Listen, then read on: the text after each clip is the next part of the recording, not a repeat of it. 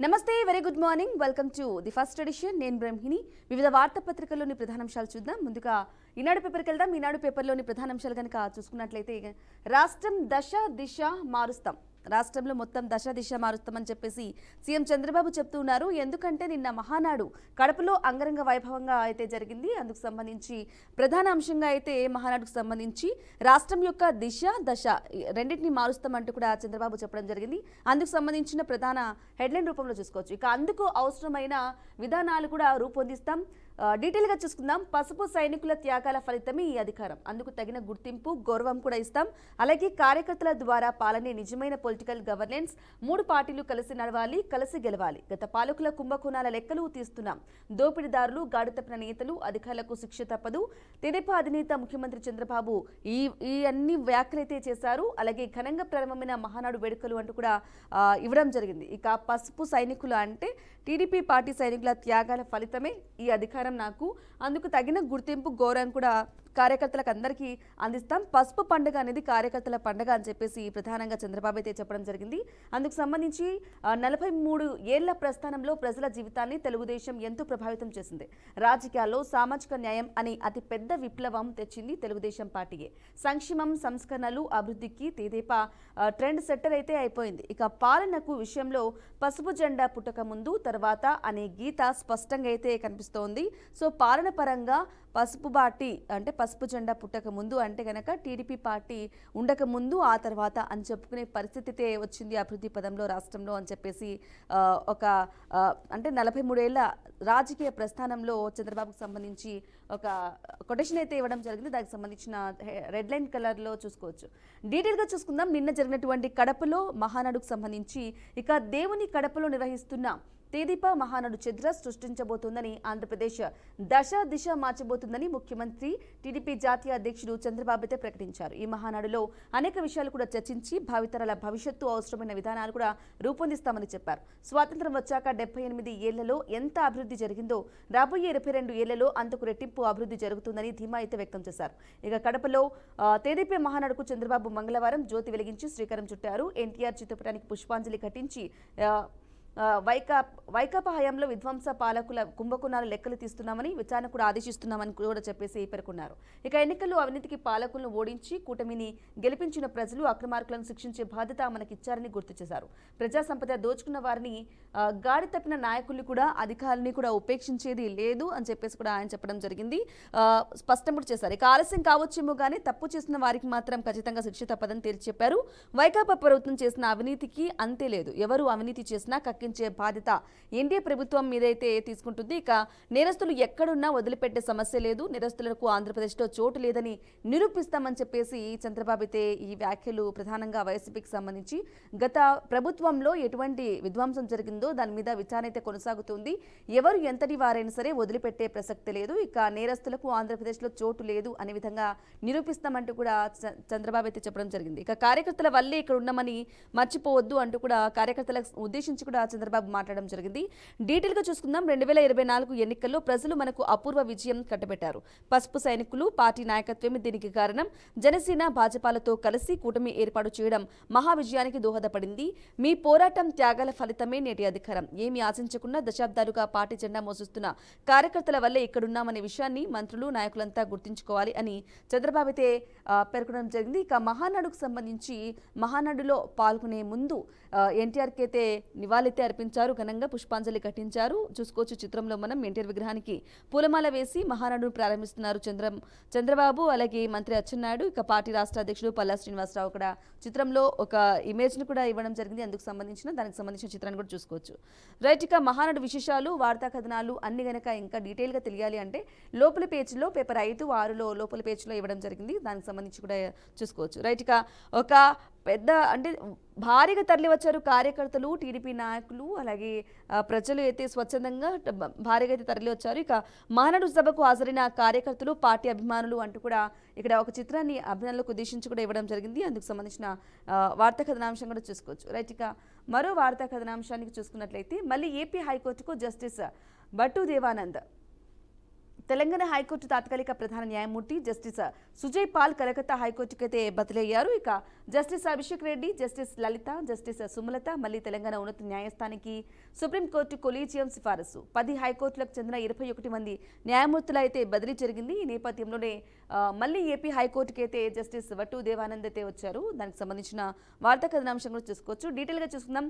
Madras high court న్యాయమూర్తిగా బదిలీపై వెళ్లిన justice వట్టు Devanand మళ్లీ ఆంధ్రప్రదేశ్ హైకోర్టుకు బదిలీ చేయాలని సుప్రీంకోర్టు కొలీజియం సిఫార్సు చేసింది. సిజిఐ జస్టిస్ బిఆర్ గవాయ్ నేతృత్వంలో తొలిసారి సమావేశమైన కొలీజియం 10 రాష్ట్రాలకు చెందిన 21 మంది న్యాయమూర్తులను బదిలీ చేయాలంటే నిర్ణయించడం జరిగింది. ఇక అందులో జస్టిస్ వట్టు దేవానంద్ కూడా ఉన్నారు. ఈయన 2020 జనవరి 13న ఏపీ హైకోర్టు న్యాయమూర్తిగా ఆయన బాధ్యతలు కూడా స్వీకరించారు.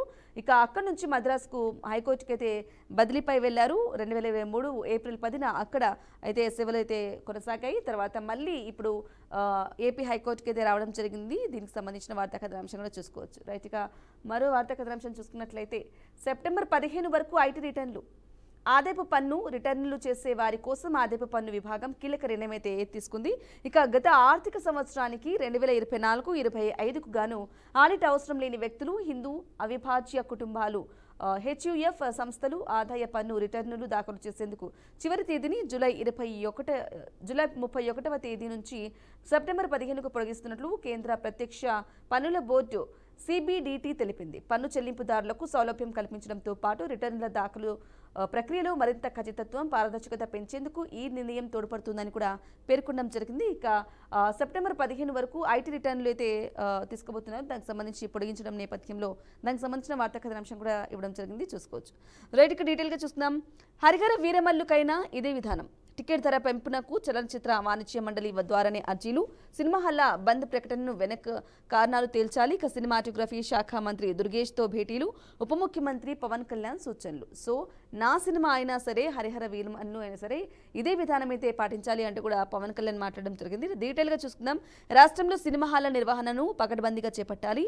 ప్రేక్షకులకు మెరుగైన సేవలు అందించాలి. ఆ దిశగా అన్ని ప్రభుత్వ శాఖలు ఎప్పటికప్పుడు పర్యవేక్షణ చేయాలి. కొత్త చిత్రాల విడుదల సందర్భంలో టికెట్ల ధరల పెంపు నిమిత్తం నిర్మాతలు, వారి సంబంధికులు వ్యక్తిగత హోదాల్లో కాకుండా తెలుగు చలనచిత్ర వాణిజ్య మండలి ద్వారానే ప్రభుత్వాన్ని సంప్రదించే విధానం అమలు చేయాలి. త్వరలో విడుదలయ్యే హరిహర వీరమల్లు సినిమాకు సైతం టికెట్ ధరల పెంపు కోసం నిర్మాత వ్యక్తిగతంగా కాకుండా చలనచిత్ర వాణిజ్య మండలి ద్వారా ప్రభుత్వానికి అర్జీ ఇవ్వాల్సిందే. ఇక ఇందులో తన మన అనే భేదాలైతే వద్దు అని చెప్పేసి కూడా ఉప ముఖ్యమంత్రి పవన్ కళ్యాణ్ స్పష్టం చేశారు. ఇక సినిమా హాళ్లు బంద్ ప్రకటనలు, ఈ క్రమంలో తమ శాఖ ద్వారా చేపట్టిన చర్యలు, తాజా పరిణామాలను సినిమాటోగ్రఫీ శాఖ మంత్రి కందుల దుర్గేష్ ఉప ముఖ్యమంత్రి పవన్ కళ్యాణ్ కు మంగళవారం అయితే వివరించడం జరిగింది. సో నా సినిమా అయినా సరే నిర్మాతలకు సొంతంగా కాకుండా ఏదైతే చలనచిత్రానికి సంబంధించి ఉంటారో వాళ్ళు వాణిజ్య మండలి ద్వారా అయితే ప్రభుత్వానికి అయితే అర్జీ ఇవ్వాల్సిందే. ఇక ఇదంతా కూడా పర్యవేక్షిస్తున్నారు సినిమాటోగ్రఫీ శాఖ మంత్రి కందుల దుర్గేష్, అలాగే పవన్ కళ్యాణ్ అలాగే మాట్లాడడం జరిగింది. వారిద్దరు కలిసి సమీక్ష నిర్వహిస్తోంది ఎప్పటికప్పుడు అంటూ కూడా పవన్ కళ్యాణ్ మాట్లాడడం జరిగింది. ఇక భేటీలో పవన్ కళ్యాణ్ కొన్ని సూచనలు కూడా ఇవ్వడం జరిగింది. హరిహర వీరమల్లుకైనా ఇదే విధానం పాటించాలి అంటూ కూడా ఇవ్వడం జరిగింది. రైట్, ఇక మరో వార్తా కథనాంశం చూసుకున్నట్లయితే ఈ వలపు ఓ వల ప్రేమెంతో విలువైనది, ఇక అందరికీ దొరకలేనిది అన్నాడు కవి. కానీ అకౌంట్లో డబ్బులుండి సామాజిక మాధ్యమాల్లో ఖాతా ఉంటే చాలు మాటలతో మత్తెక్కించే ప్రేయసి, అలాగే హాయ్ హనీ అంటుంది. నువ్వు లేనిదే ఉండలేనని ప్రియుడు పుట్టుకొస్తాడు. గంటపాటు చాటింగ్లు, మత్తెకిచ్చే టాకింగ్లు, మైమర్పించే కాలింగ్లు ప్రపంచాన్నే మర్చిపోయేలా చేస్తారు. చివరికి నెట్టేట ముంచి ఉడాయిస్తారు. సో ఈ మధ్యకాలంలో బాగా మోసాలైతే ఎక్కువైపోతున్నాయి అమ్మాయిలకు కానీ అబ్బాయిలకు కానీ.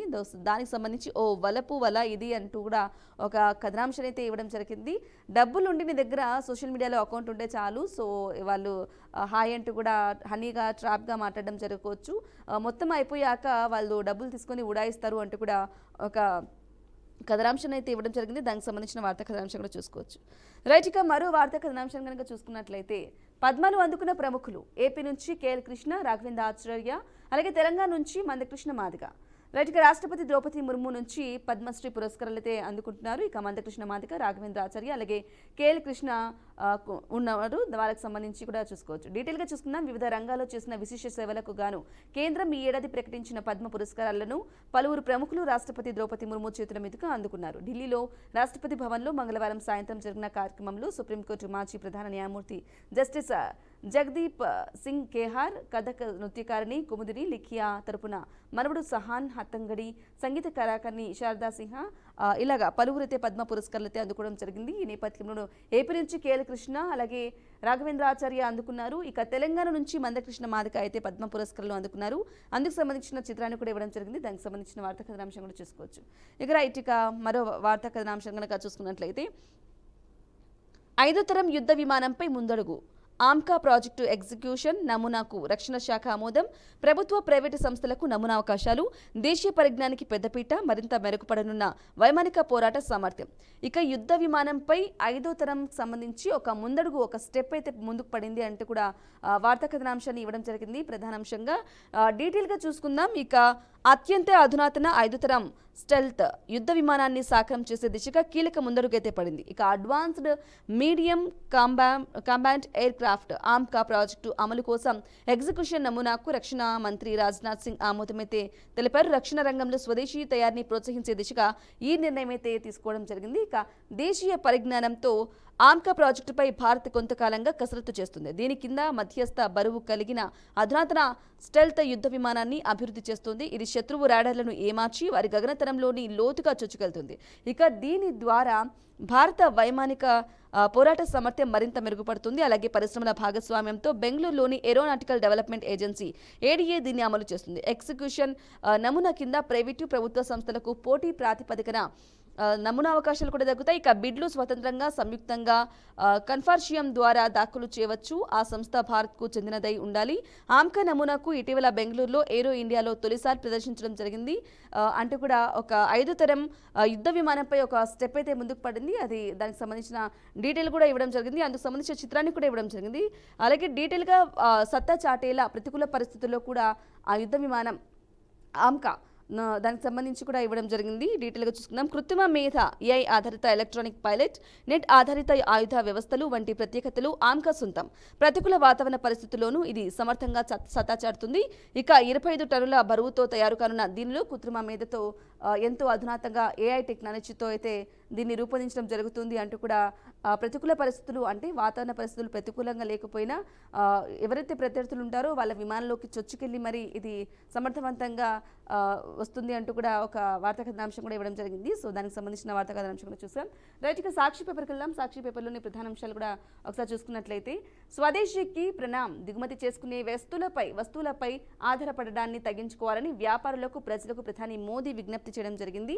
సో స్వదేశీకి ప్రణామ్ అంటే మన దేశంలో ఉండేవి అంటే ఇండియాకి మేడ్ ఇన్ ఇండియా అంటూ వాటికి ప్రణామ్ చేయాలి. వేరే విదేశీ వస్తువులకు వాటికి సంబంధించి కూడా వాటన్నిటిని ఆధారపడకుండా వాటన్నిటిని తగ్గించాలి అంటూ కూడా ప్రధాని మోదీ ఒక పిలుపు అయితే ఇవ్వడం జరిగింది. సో స్వదేశీకి ప్రణామ్ అంటూ ఇవ్వడం జరిగింది. మేక్ ఇన్ ఇండియా మాత్రమే కొంచెం హైలైట్ చేస్తూ మనం వాటిని అనుసరించాలి, వాటినే వాడుతూ ఉన్నట్లయితే కనుక స్వదేశీ నుంచి ఏవైతే దిగుమతి చేసుకుంటున్నామో వాటి మీద కూడా పన్ను భారం పడుతూ ఉన్న నేపథ్యంలో వాటన్నిటి కూడా తగ్గించాలి, వినియోగించడం అని చెప్పేసి కూడా స్వదేశీకి ప్రణామ్ అంటూ మోదీ మాట్లాడడం జరిగింది. రైట్, ఇక వచ్చేస్తుంది 5వ తరం ఫైటర్. యుద్ధాంతరాలకు అనుగుణంగా అధునాతన 5వ తరం యుద్ధ విమానాన్ని రూపొందించే ప్రాజెక్టును కేంద్రం ఆమోదించింది. రైట్, ఇక ఇంతకుముందే మాట్లాడుకున్నట్లు వచ్చేస్తుంది 5వ తరం ఫైటర్. ఇక ఫైటర్ అయితే రాబోతుంది. ఎటువంటి పరిస్థితుల్లో అయినా యుద్ధ తరాంతలకు అనుగుణంగా అధునాతన 5వ తరం యుద్ధ విమానాన్ని ఒక ప్రాజెక్టును కేంద్రం అయితే ఆమోదించింది. దానికి సంబంధించిన వార్తా కథనాంశం కూడా చూసుకోవచ్చు. రైట్, ఇక మరో వార్తా కథనాంశాన్ని హెడ్లైన్గా రూపంలో ఇవ్వడం జరిగింది. ట్రంప్కు సంబంధించి చూసుకోవచ్చు. క్లాసులు డుమ్మా కొడితే ఇంటికి, విదేశీ విద్యార్థులు క్లాసులు ఎగ్గొట్టినా కోర్సును మధ్యలో వదిలేసినా వీసాలు రద్దవుతాయని భారత్లోని యుఎస్ ఎంబసీ తెలిపింది. ఇక క్లాసులైతే ఎగ్గొట్టినా ట్రంప్ రోజుక బాంబు పేలుస్తూ ఉన్న నేపథ్యంలో భారత్ ఎంబసీ కీలక నిర్ణయం అయితే తీసుకుంది. అక్కడికి వెళ్ళి చదువుకునే వాళ్ళు క్లాసులకు ఎగ్గొట్టినా లేదంటే కోర్సును మధ్యలో వదిలేసిన వాళ్ళ వీసాలు అయితే ఖచ్చితంగా రద్దు చేయబడతాయి అంటూ భారతీయ ఎంబసీ అయితే మాట్లాడడం జరిగింది. అందుకు సంబంధించిన వార్తా కథనాంశం కూడా చూసుకోవచ్చు. ఇక వచ్చే నెలలో మంచి వర్షాలే, దేశంలో జూన్ నెలలో సాధారణ కంటే అధిక వర్షపాతం నమోదయ్యే అవకాశం ఉందని వాతావరణ విభాగం అయితే తెలిపింది. ఇక జూన్ నెలలో ముందుగానే ఈశాన్య ఋతుపవనాలు అయితే రావడం జరిగింది. సో ఋతుపవనాలు వచ్చిన నేపథ్యంలో ఇప్పటి నుంచి వర్షాలు పడుతూ ఉన్నాయి. సో జూన్లో మళ్ళీ అంటే సమృద్ధిగా వర్షాలు కూడా కురుస్తాయి జూన్లో అంటూ కూడా వాతావరణ శాఖ చెప్పడం జరిగింది. అందుకు సంబంధించి వర్షాలకు సంబంధించి కూడా ప్రధానాంశంగా చూసుకోవచ్చు. రైట్, ఇక స్పోర్ట్స్కి సంబంధించి కూడా చూసుకోవచ్చు. క్వాలిఫైర్ 1కు ఆర్సీబీ చివరి మ్యాచ్లో లక్నోపై 6 వికెట్ల తేడాతో ఘన విజయం అంటూ కూడా క్వాలిఫైర్ 1కి అయితే ఆర్సీబీ వెళ్ళింది. ఈ నేపథ్యంలోనే చివరి మ్యాచ్లో లక్నోపై 6 వికెట్ల తేడాతో నిన్న జరిగిన మ్యాచ్లో ఘన విజయం అయితే సాధించింది ఆర్సీబీ.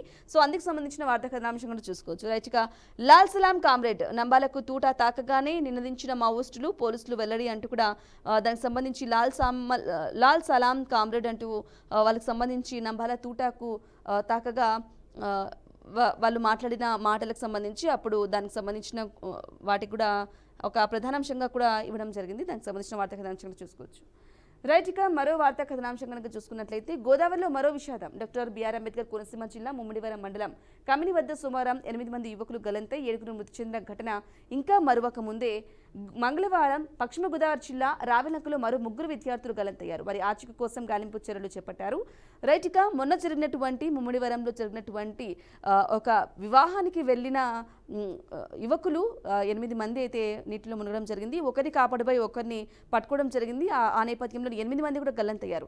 ఇంకా వారి ఆచూకీ లభ్యం కాకముందే ఇక్కడ చూసుకున్నట్లయితే మరో 3 అంటే పశ్చిమ గోదావరి జిల్లా రావెలంకలో మరో 3 విద్యార్థులు కూడా గల్లంతయ్యారు. ఇక వారి ఆచూకీ కోసం కూడా గాలింపు చర్యలు అయితే చోటు చేసుకున్నాయి. చాలా విషాదకరమైన ఘటన అని చెప్పేసి చెప్పుకోవచ్చు. ఇక విశాఖ స్టీల్ ప్లాంట్లో ఉద్రిక్తత. కాంట్రాక్టు కార్మికుల అక్రమ తొలగింపునకు నిరసనగా విశాఖ స్టీల్ ప్లాంట్ సిబ్బంది చేపట్టిన అడ్మిన్ బిల్డింగ్ ముట్టడి తీవ్ర ఉద్రిక్తతకు దారితీసింది. పోలీసులు వారిని అడ్డుకునేందుకు యత్నించగా ఇరు వర్గాల మధ్య తోపులాట కూడా జరిగింది. సో విశాఖ స్టీల్ ప్లాంట్లో ఉద్రిక్తత చోటు చేసుకుంది ఈ నేపథ్యంలో అంటూ కూడా ఇవ్వడం జరిగింది. రైట్, ఇక మరో డీటెయిల్గా వార్తా కథనాంశం చూసుకుందాం. ఇక అవే గొప్పలు అదే విద్వేషం. టీడీపీ మహానాడులో ఖాళీగా దర్శనమిస్తున్న కుర్చీలు. సో అవే గొప్పలు అదే విద్వేషం అంటూ కూడా మహానాడుకు సంబంధించి కడపలో జరిగినటువంటి మహానాడుకు సంబంధించి భారీ ఎత్తున అంగరంగ వైభవంగా అయితే జరగడం చూసాం. ఈ నేపథ్యంలో ఖాళీ కుర్చీలు దర్శనమిస్తున్నాయంటూ కూడా ఒక చిత్రాన్ని కూడా ఇవ్వడం జరిగింది సాక్షి. మహానాడు ఆద్యంతం ఆత్మస్తుతి పరనిందే. వైఎస్ జగన్పై గత ప్రభుత్వంపై అబండాలకే అధిక ప్రాధాన్యత. చంద్రబాబు మొదలు నేతలందరికీ మాటల్లోని విషయం.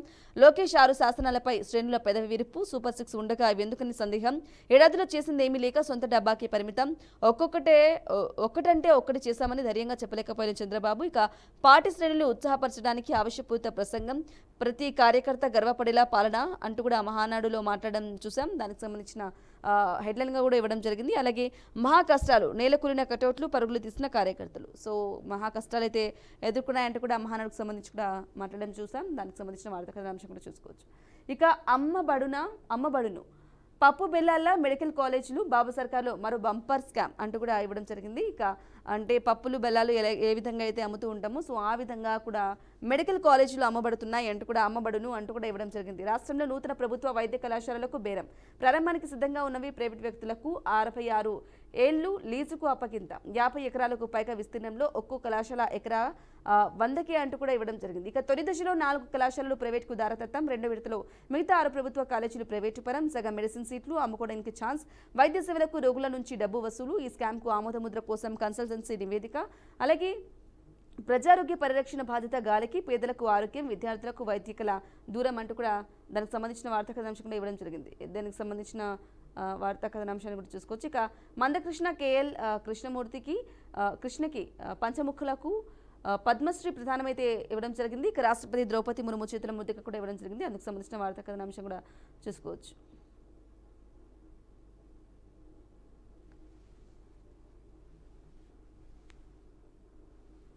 రైట్, ఇక ఏపీకి సంబంధించిన తెలంగాణకి సంబంధించిన ఈనాడు పేపర్కి వెళ్దాం. దానికి సంబంధించిన వార్తా కథనాంశం చూసుకుందాం. అధిక ప్రాధాన్యం రైతు సంక్షేమానికే. అకాల వర్షాలతో దెబ్బతిన్న పంటలకు ఎకరాకు 10,000 రూపాయల పరిహారం. అధికారులు నివేదిక తయారు చేసి ప్రతిపాదనలు పంపించాలి. ఇక జూన్ 3 నుంచి 20 వరకు రాష్ట్ర వ్యాప్తంగా భూభారతి రెవెన్యూ సదస్సులు ఉండబోతున్నాయి.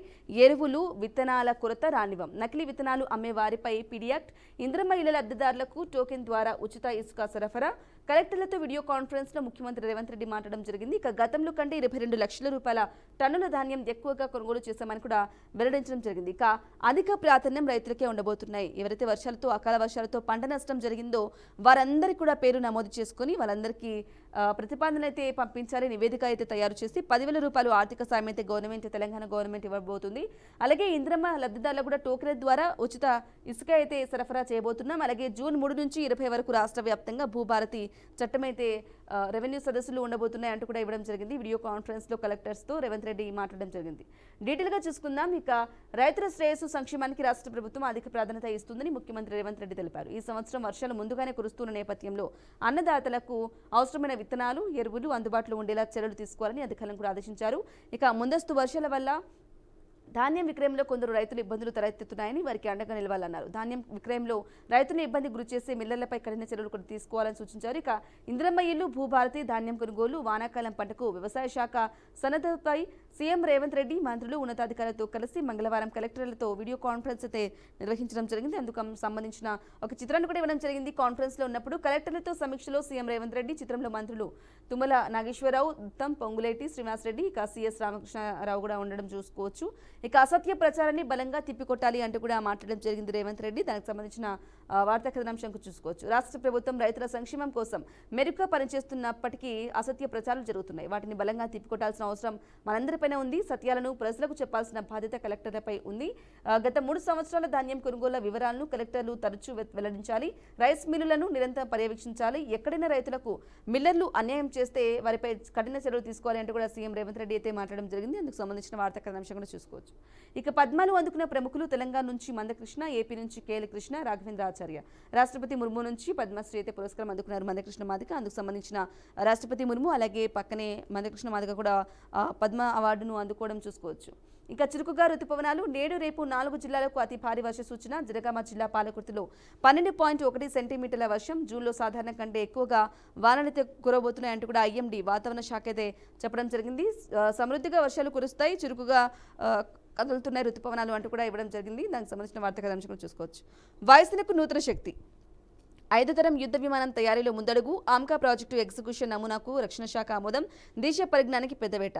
సో మనం మిగతా పేపర్లో చూసుకున్నట్లు వాయుసేనకు నూతన శక్తి ఒక స్టెప్ 5వ తరం శక్తికి అయితే ఒక స్టెప్ ముందుకేసాం. దానికి సంబంధించి కేంద్రం కూడా ఆమోదం తెలిపింది. దానికి సంబంధించిన ఒక వార్తా కథనాంశం కూడా చూసుకోవచ్చు. ఇక ఈ వలపు వల ఓ వల అంటూ కూడా ఇంతకుముందు పేపర్లో మాట్లాడుకున్నట్లు మోసాలు జరుగుతూ ఉన్న నేపథ్యంలో దానికి సంబంధించిన వార్తా కథనాంశం కూడా చూసుకోవచ్చు. కడప మహానాడులో చరిత్ర సృష్టిస్తాం. ఏపీ దశ దిశ మార్చే విధానాలు కూడా రూపొందిస్తాం అంటూ కూడా మహానాడుకు సంబంధించి కూడా ఇవ్వడం జరిగింది. దానికి సంబంధించిన వార్తా కథనాంశం కూడా చూసుకోవచ్చు. రైట్గా మరో వార్తా కథనాంశం కనుక చూసుకున్నట్లయితే అందాల పోటీల ఫైనల్కి కౌంట్ డౌన్. టాప్ 40లో ఇప్పటికే 12 బెర్తులు ఖరారు. మిగిలిన వారిని ఎంపిక చేరిన న్యాయ నేతలు 31న జరిగే కార్యక్రమానికి హైటెక్స్లో ఏర్పాటైతే జరుగుతున్నాయి. ఇక అందాల పోటీలు ఫైనల్కి అయితే వచ్చేస్తున్నాయి. కౌంట్ డౌన్ అయితే మొదలైపోయింది. 31వ తేదీని అయితే హైటెక్స్లో ఉండబోతుంది అంటూ కూడా ఇవ్వడం జరిగింది. దానికి సంబంధించిన వార్తా కథనాంశం కూడా చూసుకోవచ్చు. ఇక కాళేశ్వరంపై ముందుకే అంటూ కూడా ఇవ్వడం జరిగింది. ఎన్డీఎస్సీ నివేదిక అమలుకు నిపుణుల కమిటీ. ఏబీ పాండ్యా చైర్మన్గా 7 సభ్యులు. మేడిగడ్డ, అన్నరం, సుందిల బ్యారేజ్ల పునరుద్ధరణపై చర్యలకు దృష్టి అయితే పెట్టాం. అందుకు సంబంధించిన వార్తా కథనాంశం కూడా చూసుకోవచ్చు. ఇక ఆంధ్రజ్యోతి పేపర్ కింద ఆంధ్రజ్యోతి పేపర్లోని ప్రధాన అంశాలు కూడా చూసుకుందాం. ఇక అమెరికా విద్యార్థి వీసా ఇంటర్వ్యూలు బంద్. ప్రపంచవ్యాప్తంగా తక్షణమే అమల్లోకి విదేశీ విద్యార్థుల సోషల్ ఖాతాల తనిఖీకి త్వరలో కఠిన నిబంధనలు. అప్పటిదాకా ఇంటర్వ్యూల నిలుపుదల. ఇప్పటికే షెడ్యూల్ అయిన వారికి ఓకే. క్లాసులు ఎగ్గొడితే గనక వీసా అయితే రద్దు చేస్తారు. విదేశీ విద్యార్థులకు అమెరికా హెచ్చరిక. హార్వర్డ్ పై యుద్ధంలో గెలుస్తా అంటూ నిధుల్లో కోత విధిస్తా అంటూ కూడా ట్రంప్ అయితే మాట్లాడడం జరిగింది. అమెరికాలో ఉన్నత విద్య అభ్యసించాలని వీసా కోసం దరఖాస్తు చేసుకున్న విదేశీ విద్యార్థులకు ట్రంప్ ప్రభుత్వం పెద్ద షాక్ ఇచ్చింది. ప్రపంచవ్యాప్తంగా విద్యార్థి అంటే స్టూడెంట్ వీసా జారీ కోసం నిర్వహించే ఇంటర్వ్యూలను తాత్కాలికంగా నిలిపివేయడం అయితే జరిగింది. దీంతో భారత్ సహా ప్రపంచవ్యాప్తంగా ఉన్న అన్ని అమెరికా ఎంబసీల్లోనూ విద్యార్థి వీసా ఇంటర్వ్యూలను జరగవు. విదేశీ విద్యార్థుల సోషల్ మీడియా ఖాతాల తనిఖీలకు సంబంధించి కఠిన నిబంధనలు కూడా తీసుకొస్తున్న నేపథ్యంలో ఈ నిర్ణయం అయితే జరిగిందనమాట. సో దానికి సంబంధించి ఇంటర్వ్యూలు బంద్ అంటూ అమెరికా విద్యార్థి వీసాకు సంబంధించి ఇంటర్వ్యూలు అన్ని బంద్, ఎంబసీ అన్ని క్లోజ్ చేయడం జరిగింది. ఇంటర్వ్యూ అనేది ప్రస్తుతానికి అయితే క్లోజ్ చేయడం జరిగింది. దానికి సంబంధించిన వార్తా కథాంశాలను చూసుకోవచ్చు. రైట్ గా కాంగ్రెస్తో రాయబారం. హస్తంగూటికి చేరేందుకు కవిత యత్నాలు. మధ్యవర్తి ద్వారా అధిష్టానంతో సంప్రదింపులు. ఇక సీఎం రేవంత్ పీసీసీ చీఫ్ దృష్టికి తెచ్చిన అధిష్టానం ప్రస్తుత పరిస్థితుల్లోనూ వద్దని కాంగ్రెస్ నేతల నిర్ణయం. కేసీఆర్ కుటుంబ కలహాల కారణమన్న కాంగ్రెసే కారణమన్న తప్పుడు సంకేతాలు ప్రజల్లోకి వెళ్తున్నాయని అభిప్రాయం. కారు దిగి చేయి అందుకునేందుకు ఎమ్మెల్యేల పావులు, కవిత బాటలు ఆ పార్టీని ఇప్పుడే వీడాలని యోచన. వారిలో అత్యధికులు గ్రేటర్లోని బీఆర్ఎస్ ఎమ్మెల్యేలే. ఇక లేఖలు, లీకుల కలకలంతో పాటు భవిష్యత్తుకు కారణమే. అదే సమయంలో సొంత అడుగుల దిశగా కవిత ఇక క్షేత్రస్థాయిలో బలం పెంచుకునేందుకైతే పావులైతే కదుపుతోంది. గతంలో తనకు మంచి పట్టున్న సింగరేణిపై దృష్టి, సింగరేణి జాగృతి పేరిట కొత్త సంఘం ఏర్పాటు, కార్మికులతో భేటీ, కోఆర్డినేటర్లు నియామకం అంటూ కూడా ఇవ్వడం జరిగింది. ఇక హస్తం గూటికి కారు దిగి హస్తానికి గూటికి అయితే వెళ్ళబోతుందా కవిత అనే అనుమానాలు అయితే వ్యక్తమవుతున్నాయి. కొంతమందిని పంపించి సంప్రదింపులు కూడా జరుపుతున్నప్పటికీ ఇక్కడ ఒక దళమాలతే కవిత ఉండడం చూసుకోవచ్చు. డీటెయిల్గా చూసుకుందాం. కేసీఆర్కు లేఖాస్త్రం సంధించి ధిక్కార స్వరం వినిపించిన ఆయన తనయ్య కవిత కాంగ్రెస్ అధిష్టానంతో రాయబారం నడిపారా? ఆ పార్టీలో చేరేందుకు ప్రయత్నం చేశారా? ప్రస్తుత పరిస్థితుల్లో కాంగ్రెస్ అధిష్టానం అందుకు నో చెప్పిందా? ఈ ప్రశ్నలకు అవును అని అంటున్నాయి కాంగ్రెస్ వర్గాలు. ఇక లేఖలు, లీకుల ద్వారా బీఆర్ఎస్లో కలకలం నెలకొన్న సమయంలోనే ఓ మధ్యవర్తిత్వ ద్వారా ఆమె కాంగ్రెస్ అధిష్టానాన్ని సంప్రదించారని ఆ వర్గాలైతే వివరించాయి. ఇటీవల 2-3 రోజుల్లో ముఖ్యమంత్రి రేవంత్ రెడ్డి, పీసీసీ అధ్యక్షుడు మహేష్ కుమార్ గౌడ్ ఢిల్లీలోనే మకాం వేసిన సంగతి తెలిసిందే. ఆ సమయంలోనే కవిత ప్రతిపాదనను కాంగ్రెస్ అధిష్టానం పెద్దలు వారిద్దరికి దృష్టికి తీసుకెళ్లినట్లు తెలిపాయి. అయితే ప్రస్తుత పరిస్థితుల్లో ఆమెను చేర్చుకోవడం మంచిది కాదని వారిద్దరూ అభిప్రాయపడినట్లు వివరించాయి. ఇక పార్టీలో కవితను చేర్చుకుంటే గనక కేసీఆర్ కుటుంబ కలహాలకు కాంగ్రెసే కారణమనే తప్పుడు సంకేతాలు కూడా వెళ్తాయని చెప్పినట్లు ఆ వర్గాలైతే వివరించాయి. ఇక దానికి సంబంధించిన వార్తా కథనాంశం కూడా చూసుకోవచ్చు. అలాగే తెలంగాణ జాగృతి కింద అక్కడ ఒక పార్టీని అయితే నెలకొల్పేందుకు కవిత అయితే ప్రయత్నాలు అయితే చేస్తుంది. అలాగే కోఆర్డినేటర్లు కూడా ఇప్పటికే నియమించడం జరిగింది. దానికి సంబంధించిన వార్తా కథనాంశాన్ని చూసుకోవచ్చు.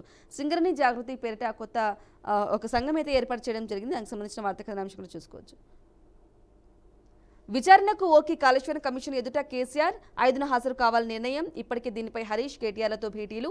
విచారణకు వెళ్లిన ఇంజనీర్లతోనూ ప్రశ్నలు ఎదుర్కొనేందుకు సమాచార సేకరణ. 9న హాజరవుతారని మాజీ మంత్రి హరీష్ రావు అయితే ఇప్పటికే చెప్పడం జరిగింది. ఇక కాళేశ్వరంకి సంబంధించి కాళేశ్వరం కమిషన్ ఎదుట కేసీఆర్ అయితే విచారణకు హాజరయ్యేందుకు కూడా రెడీ అయిపోయారు. ఓకే చెప్పారు. 5న హాజరు కావాలని ఆయన కేసీఆర్ అయితే కమిషన్ ముందు నిర్ణయం అయితే తీసుకోవడం జరిగింది. ఇక ఉత్కంఠకు తెరపడింది. కాళేశ్వరం కమిషన్ ఎదుట విచారణకు హాజరు కావాలని మాజీ ముఖ్యమంత్రి కేసీఆర్ నిర్ణయించారు. రిటైర్డ్ ఇంజనీర్లు, న్యాయ నిపుణుల సూచనలు, సలహాల అనంతరం జూన్ 5వ తేదీన విచారణకు హాజరు కావాలని చెప్పేసి కూడా కేసీఆర్ నిర్ణయించుకున్నట్లు బీఆర్ఎస్ వర్గాలు తెలిపాయి. జూన్ 9న విచారణకు హాజరవుతారని ఇప్పటికే మాజీ మంత్రి హరీష్ రావు అయితే చెప్పడం జరిగింది. అందుకు సంబంధించిన వార్తా కథనాంశం కూడా చూసుకోవచ్చు.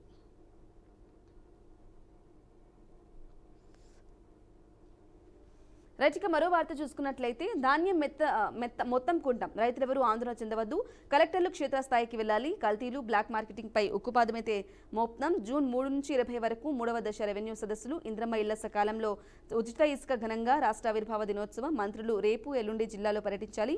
ఈ అంశాలపై 1 నాటికి సమగ్ర నివేదిక ఇవ్వాలి. కలెక్టర్లతో వీడియో కాన్ఫరెన్స్ లో సీఎం రేవంత్ అయితే మాట్లాడడం జరిగింది.